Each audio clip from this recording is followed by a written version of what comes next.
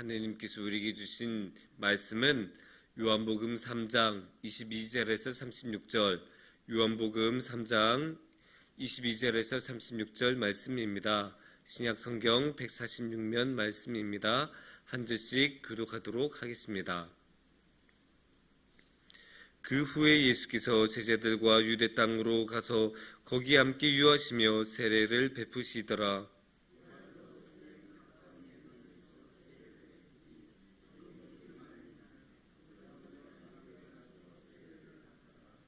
요한이 아직 옥에 갇히지 아니하였더라.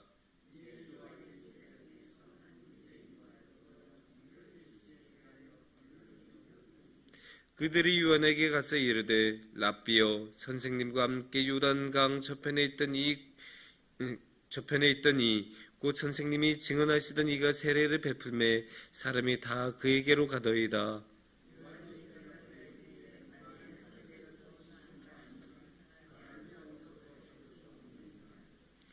내가 말한 바 나는 그리스도가 아니요 그의 앞에 보내심을 받은 자라고 한 것을 증언한 자는 너희니라.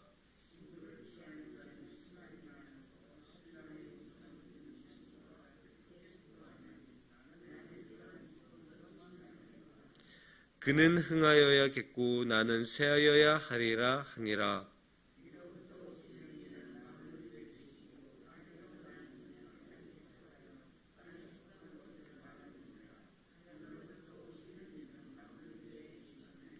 그가 친히 보고 들은 것을 증언하되 그의 증언을 받는 자가 없도다.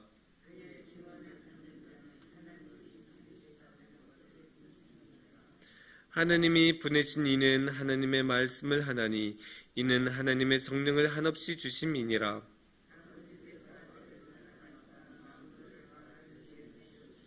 함께 봉독하겠습니다. 아들을 믿는 자에게는 영생이 있고 아들에게 순종하지 아니하는 자는 영생을 보지 못하고 도리어 하느님의 진노가 그 위에 머물러 있느니라. 아멘. 우리나라 프로야구 선수 중에 이종범이라는 선수가 있었습니다. 이종범은 아주 뛰어난 선수였고 우리나라에서 많은 활약을 하고 또 많은 우승도 거두었던 선수입니다. 그 선수에게는 아들이 있었습니다. 몇 명의 자녀들이 있는데 그 중에 한 명이 이정우였습니다. 이정우도 이제 야구를 하기 시작해서 프로야구 선수가 되었습니다.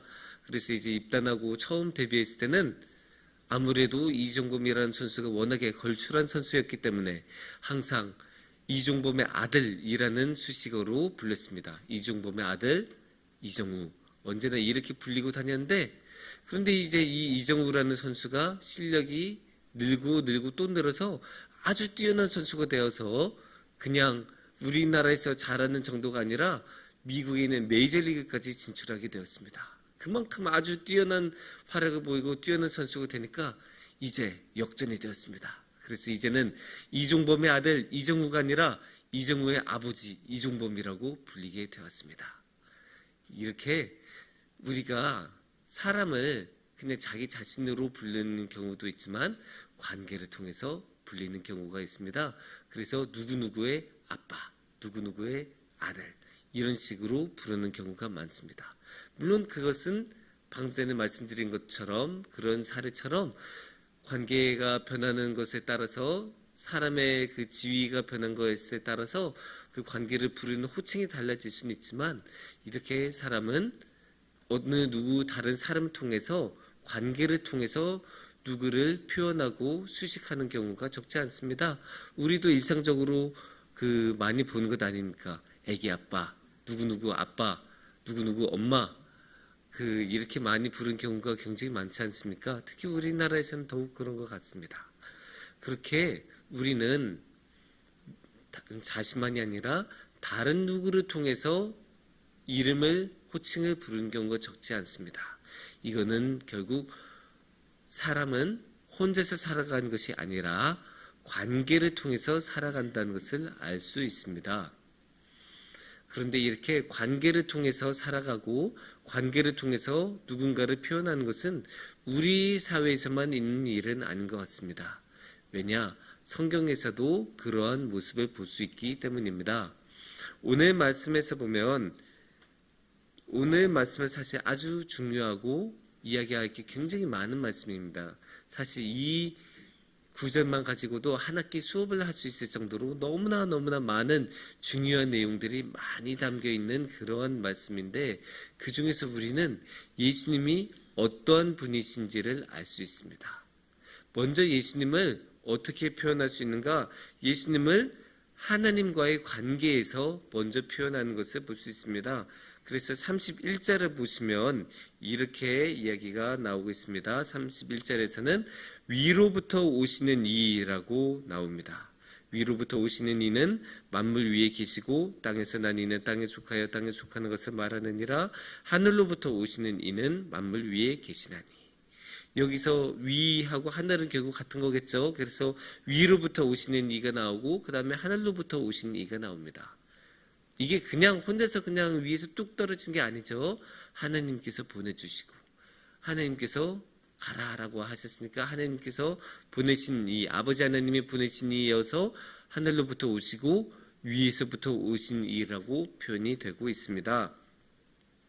그 다음에는 34절을 우리가 또 볼 수 있습니다. 34절을 보시면 하나님이 보내신 이는 하나님의 말씀을 하나니 이는 하나님이 성령을 한량없이 주심이니라. 여기서 다시 한번 31절 말씀하고 거의 비슷한 내용으로 표현이 되고 있죠. 다만 여기서는 하늘로부터 오신 이가 아니고 직접적으로 하나님이 보내신 이라고 나옵니다. 하나님께서 보내셨다. 31절보다 더 직접적으로 말씀하고 계시죠. 그런데 34절에서는 조금 더 특이하게 하나님이 보내셨다만으로 그치지 않고 무엇까지 나옵니까? 하나님이 성령을 한량없이 주심이니라. 그래서 예수님께서는 성령이 많으신 분, 성령으로 한량없이 채워지신 분, 성령이 넘쳐 흐르시는 분이라고 우리가 볼 수 있습니다. 세 번째로는 우리가 35절을 보면 알 수 있는데 35절에서는 이렇게 말씀하십니다. 아버지께서 아들을 사랑하사 만물을 다 그의 손에 주셨으니. 여기서 뭐라고 나옵니까? 여기서 중요한 게 아버지 하나님과 아들이 무엇으로 관계가 엮입니까? 사랑으로 엮입니다.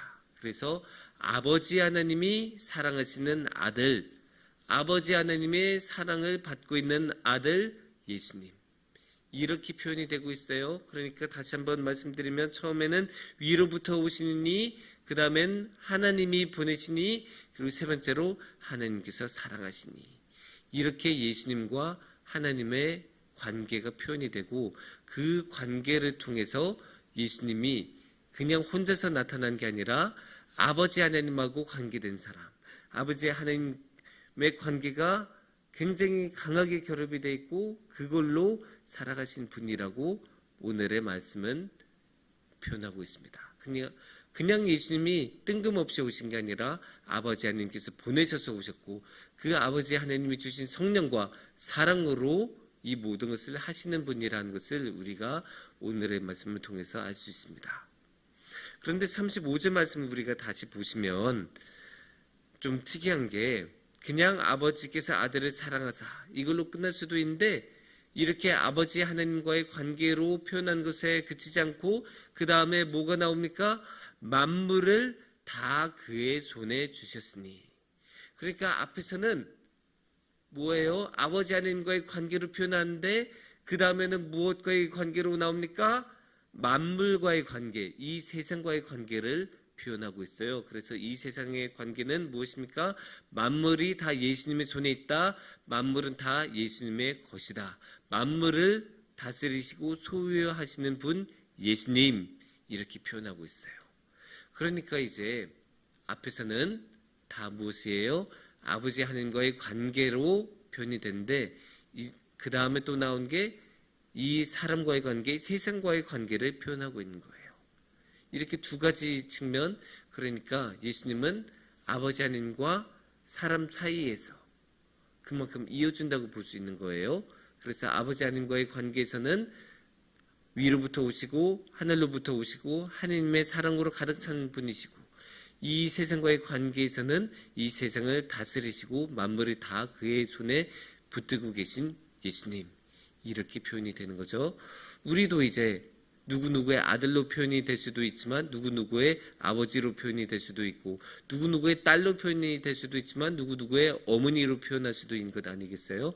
그것처럼 예수님도 그런 식으로 두 가지 측면에서 표현이 되고 있는데 이 만물, 이 세상과의 관계에 대해서 이렇게 예수님을 표현하고 있고 또 이 만물과의 관계에서는 아주 중요하게 36절에서 또 한 번 표현하고 있습니다. 36절에서는 이렇게 말씀하십니다. 아들을 믿는 자에게는 영생이 있고 아들에게 순종하지 아니하는 자는 영생을 보지 못하고 도리어 하나님의 진노가 그의 위에 머물러 있느니라. 여기서 아들이 세상하고 어떻게 연계가 됩니까? 영생을 통해서 연결이 되는 것입니다. 그래서 어떻게 돼요? 아들을 믿으면 영생이 있다고 나오지 않습니까? 그러니까 예수님은 우리에게 이 세상에게 영생을 주시는 분이라고 표현할 수 있는 거예요. 그래서 예수님은 그냥 만물을 다스릴 뿐만 아니라 만물에게 이 세상에게 우리 모든 사람들에게 영생을 주시는 분이라고 볼 수 있습니다. 우리에게는 만물을 다스릴 뿐만 아니라 영생을 주시는 이이시기도 합니다. 이게 예수님이란 분이에요. 그래서 그렇게 아버지 하나님과 연결이 되고 또 이 세상하고 관계를 맺고 있는 분이십니다. 이렇게 예수님을 관계를 통해서 이 오늘의 말씀이 표현을 하고 있는데 그렇다면 우리는 하나님에 대해서 예수님에 대해서 어떻게 표현을 하면 좋을까요? 거기에 대한 아주 좋은 모범이 이 세례 요한입니다. 오늘의 말씀에 나온 세례 요한, 이 세례 요한은 오늘의 말씀을 보면 어떻게 이야기가 되고 있어요? 이야기가 어떻게 진행이 되고 있습니까?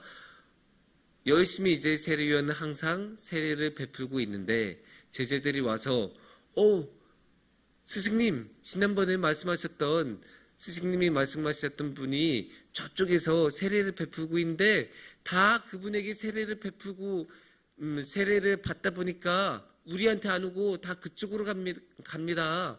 이거 어떻게 합니까? 그분에 대해서 우리가 뭐라도 말을 해야 하는 것 아닙니까? 이렇게 제자들이 말하니까 세례 요한이 뭐라고 합니까? 괜찮다. 그렇게 말을 하는 거예요. 그러면서 뭐라고 말하십니까? 28절을 보면 이렇게 말씀이 전하고 있습니다. 내가 말한 바 나는 그리스도가 아니요 그의 앞에 보내심을 받은 자라고 한 것을 증언할 자는 너희니라. 첫 번째, 나는 그리스도가 아니다. 나는 예수님이 아니다. 나는 예수가 아닌 사람이다. 나는 그리스도가 아닌 사람이다 라고 첫 번째 말하고 있고 두 번째로 뭐라고 말합니까? 그의 앞에, 예수님 앞에 보내심을 받은 사람이 나다. 이렇게 예수님과의 관계에서 표현해요. 그냥 자기 자신을 드러내지 않아요. 나는 세례를 베푸는 자이다. 나는 뛰어난 자이다. 이렇게 표현하지 않고 뭐라고 합니까? 나는 예수님 앞에 있는 자이다. 이렇게 표현한 거예요. 그러니까 뭡니까? 나는 대표가 아니다. 나는 주인공이 아니다. 나는 준비하는 자다. 나는 예수님을 위해 길을 예비하는 자에 불과하다. 이렇게 표현하고 있습니다. 여기서 그치지 않아요. 여기서 한 걸음 더 나아가요. 그러면 한 걸음 더 나아가서 세례 요한은 뭐라고 표현하고 있을까요? 30절 말씀을 보면 이렇게 말씀을 전하고 계십니다. 그는 흥하여야 하겠고 나는 쇠하여야 하리라 하니라. 세례 요한은 자신이 흥해야겠다고 합니까? 아니에요. 예수님은 흥하여야겠고 나는 쇠해야 한다. 나는 없어져야 한다. 나는 사라져야 한다. 나는 사라지고 있다가 아니에요. 사라지고 싶다가 아니에요. 사라져야 한다. 그게 맞는 길이다. 내가 없어진 게 맞다. 왜? 예수님이 흥하고 예수님이 더 유명해지고 예수님이 더 높아져야 되기 때문이다. 나는 그리스도가 아닌데 예수님은 그리스도이시기 때문에 나는 예수님을 위해 준비하는 것으로 충분하고 그 길이 다 준비가 되면 나는 이제 사라져야 한다. 그리고 누가 빛나고 누가 높이 나타나고 누가 드러나야 하는가? 예수님이 드러나야 한다. 그렇게 세례 요한은 말하고 있어요. 그러니까 정리하면 예수님과의 관계에서 세례 요한은 뭐라고 말합니까? 자신은 준비하는 자이다. 예수님 앞에서 준비하는 자이다. 그리고 나는 예수님을 위해서 준비가 다 끝나면 없어져야 되는 자이고 예수님은 흥하고 높아져야 되는 분입니다. 이렇게 예수님과의 관계에서 표현하고 있는 거예요. 이것을 보면 우리가 아주 많은 것을 배울 수 있어요. 특히 이 세례 요한의 고백, 세례 요한의 표현 속에서 세례 요한이 예수님과 자신의 관계 맺는 방식에서 우리는 아주 중요한 것을 볼 수 있어요. 세례 요한은 자신을 드러내지 않아요. 자신을 드높이지 않아요. 사람이라면 욕심을 가질 수가 있지 않습니까? 욕심을 가는 건 너무나 당연해요. 특히 많은 사람들이 자신을 추종할 때 그게 인기가 많은 게 되고, 인기가 많으면 그게 권력이 되고 명예가 되고 돈이 돼요. 우리도 인스타그램에서 뭐 연예인이 아닌데도 인플루언서라고 해서 그냥 구독자가 많으면 그것만으로도 돈을 벌고 그것만으로 유명해지고 그것만으로도 많은 부를 획득할 수 있지 않습니까? 사람이 많이 자신을 추종한다는 건 엄청난 힘이에요. 그리고 그게 굉장히 인기고 거기에 취하고 거기에 완전 빠지는 사람들이 너무나 많아요. 하지만 세례 요한은 그러지 않았어요. 세례 요한은 그런 것들을 기꺼이 포기할 수 있는 사람이었어요. 왜냐? 자신은 그리스도가 아니라는 것을 너무나 잘 알았기 때문이에요. 그리고 저기에 그리스도가 있다는 것을 너무나 제대로 봤기 때문이에요. 그래서 자신을 드높이는 대신에 자신을 낮추고 자신을 버리고 그 대신에 예수님을 가리키고 예수님을 보여주는 사람으로 자신을 나타낸 거예요. 그만큼 세례 요한은 너무나 겸손한 분이었고 그런 겸손함을 우리가 신앙의 모습으로 굉장히 신앙의 본으로 삼을 만한 그런 모습이라고 말씀드릴 수 있겠습니다. 사랑하는 성도님들, 우리가 다시 한번 이 세상 살아갈 때 생각하면 우리가 그냥 우리 자신이 뛰어나다는 맛에 우리 자신에 대한 그러한 그 충족된 그런 마음으로 살아가는 경우가 얼마나 많습니까? 그냥 내가 최고지, 나 혼자서도 잘하지, 아니 누가 나만큼 할 수 있겠어, 이런 생각을 가지고 살아가는 경우가 너무나 많아요. 이 세상에 성공하신 분들 중에서도 그냥 자기 자신이 뛰어나서 성공했다고 생각한 사람, 내가 남들보다 노력을 더 많이 해서 성공했다고 생각하는 사람이 너무나 많아요. 하지만 정말로 예수님을 아는 사람은 자신이 모든 것을 했다고 생각하지 않아요. 자신의 관계로 바라보고, 그렇게 관계로 바라보면 무엇보다 예수님과의 관계로 자신을 바라보기 시작하고, 그러면 예수님과 자신을 비교해서 예수님과 자신의 관계에서 생각을 한다면 절대로 자신을 드러낼 수가 없어요. 왜냐? 우리는 그리스도가 아니기 때문에. 더욱더 빛나고 더욱더 높아져야 되는 분이 따로 있기 때문에 자신을 절대로 드러낼 수 없습니다. 그래서 우리 모두 올해는, 지금까지는 우리가 좀 자신을 드러내면서 살아왔더라도 이번 새해에는, 이번 2025년에는 자신을 드러내기보다는 예수님을 드러내고 자신을 낮추고 예수님을 가리키는 그런 삶을 살아갔으면 좋겠습니다. 그래서 어디까지나 주님께서 빛나시고 주님께서 흥하시고 주님께서 높아지시는, 그래서 하늘로부터 오시니 하느님께서 보내시니 하느님이 사랑하신 이가 더욱더 잘 드러나고 우리는 그분을 기꺼이 가리키고 우리는 그분을 통해 영생을 얻는, 그래서 영생을 통해 영원히 하나님과 함께하는 그런 복을 모두 함께 누리시기를 축원합니다. 함께 기도하겠습니다.